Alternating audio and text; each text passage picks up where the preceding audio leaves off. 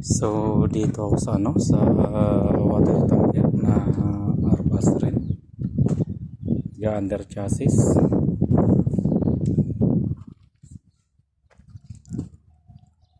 Yan. So yun dun sa kabila napalitan na yun ng muli. Kasi na ano to may putol na muli dito sa kabila.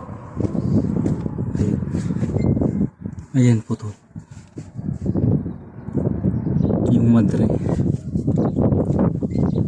So ngayon okay na yan. Ano naman.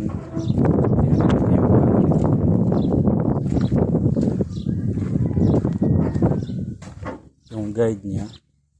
So ngayon dito naman sa kabila. Ayan. Ito mga papalitan ako. Ito yung mga luma. Ito yung bago na ipapalit. Ito nalagyan na. So ito naman dito sa kabila hindi pa nalalagyan.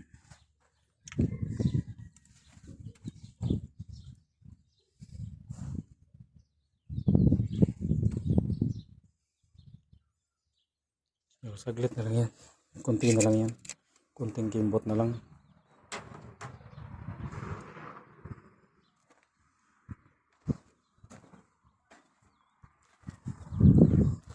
So yan, itong gawa ko ngayon. Ito muna ako.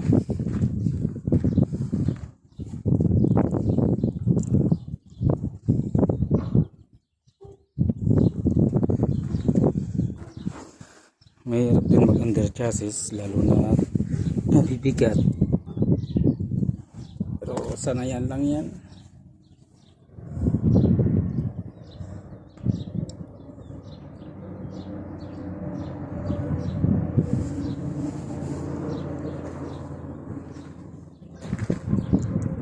So ito lang dito, wala naman papalitan muli kasi yung may-ari medyo may pagka mas marunong pa sa gagawa.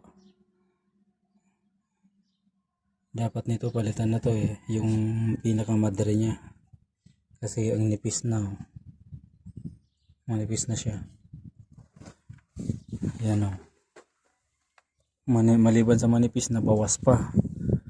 Ayan, pero ayaw palitan. Ano magagawa namin, gumagawa lang naman kami. Gusto namin maging maayos, so yung may-ari naman ayaw, wala sa ayos, wala kami magagawa kundi kung ang binili niya ito lang, yung guide lang, hindi ito lang ikakabit namin. Kasi kung bumili siya ng muli na kahit itong madre lang, palitan namin yan. Kasi mas gusto pa namin yan kaysa maggawa kami ng wala sa ayos. Mas gusto namin yung maging maayos sana yung itong sasakyan na to. Yung may-ari naman ayaw. Ganun talaga. Sige po mga lods, salamat sa panonood. Ingat kayo lagi, God bless.